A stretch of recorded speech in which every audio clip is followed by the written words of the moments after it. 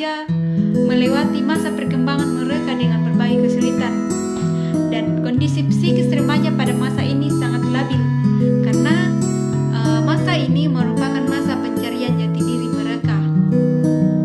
Nah, bagian yang berikut yaitu perubahan-perubahan yang terjadi pada masa remaja. Nah, yang pertama yaitu peningkatan emosional yang sangat cepat atau yang terjadi secara cepat pada masa remaja awal dikenal dengan storm dan stres.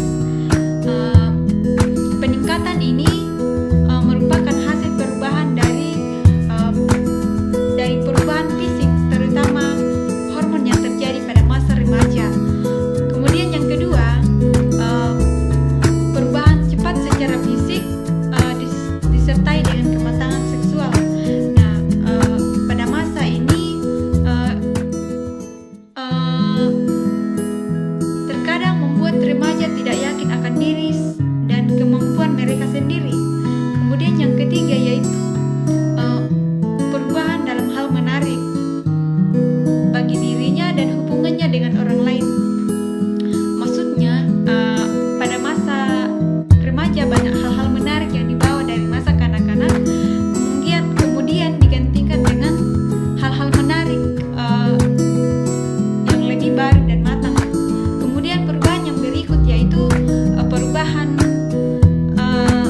nilai. Maksudnya apa yang dianggap penting pada masa kanak-kanak menjadi kurang penting pada masa remaja karena sudah mulai memasuki masa dewasa. Ya, kemudian yang berikut itu kebanyakan remaja bersikap ambivalen. Maksudnya di satu sisi mereka menginginkan kebebasan, tetapi di sisi lain mereka takut akan rasa tanggung jawab terhadap kebebasan tersebut. Ya, adapun ciri-ciri remaja, ciri-ciri khusus remaja. Yang pertama itu pertumbuhan fisik sangat cepat. Kemudian yang kedua, emosi tidak stabil. Kemudian yang ketiga itu perkembangan seksual sangat menonjol. Kemudian yang berikut yaitu cara berpikir mereka bersifat kuasalitas dan mereka terikat erat dengan kelompoknya. Kemudian yang berikut itu masa remaja dibagi dalam dua periode. Ya, periode yang pertama masa puber usia 12 sampai 18 tahun. Dibagi lagi dalam tiga masa, yaitu yang pertama masa puber, masa prapuber. Masa ini merupakan masa peralihan dari masa kanak-kanak ke masa dewasa. Hal ini ditandai dengan anak-anak tidak mau lagi diperlakukan seperti anak kecil. Kemudian cara berpikir mereka bersifat kritis. Masa yang kedua itu masa usia 14 sampai ke 16 tahun. Masa ini merupakan masa remaja awal.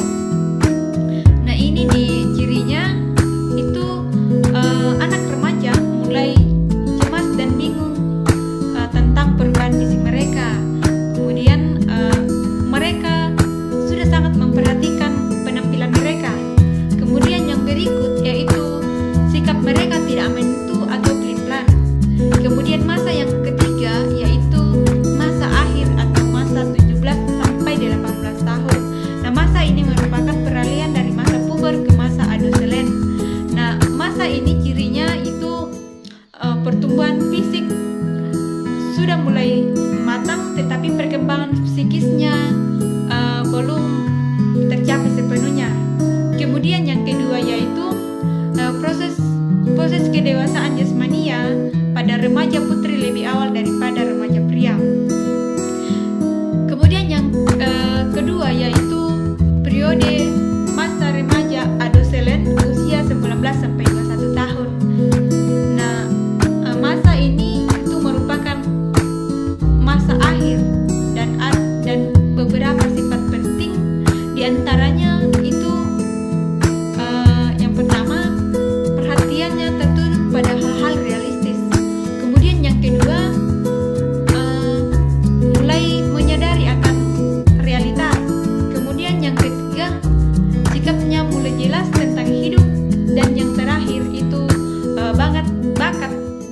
dan minat mereka mulai nampak. Ya, kemudian ada pun tugas-tugas perkembangan remaja. Yang pertama, mereka mampu menerima keadaan fisiknya. Kemudian yang kedua, mampu menerima dan memahami peran seks usia dewasa. Kemudian yang berikut yaitu mampu membina hubungan baik dengan anggota kelompok yang berlainan jenis. Kemudian yang berikut mampu mencapai kemandirian emosi. Kemudian yang berikut mampu mencapai kemandirian ekonomi. Dan yang terakhir yaitu mampu mengembangkan konsep dan keterampilan intelektual yang sangat diperlukan untuk melakukan peran sebagai anggota masyarakat. Kemudian yang terakhir itu bahaya-bahaya apa saja yang terjadi pada masa puber. Yang pertama itu bahaya fisik. Nah, bahaya fisik yang pertama yaitu kekurangan hormon pertumbuhan. Nah, kekurangan hormon pertumbuhan ini dapat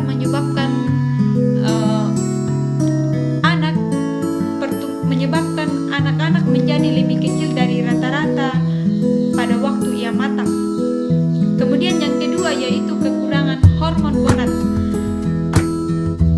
Nah, kalau hormon gonad dikeluarkan kurang cukup atau dikeluarkan agak lambat untuk mengawasi hormon pertumbuhan, maka anggota badan berlangsung terlalu lama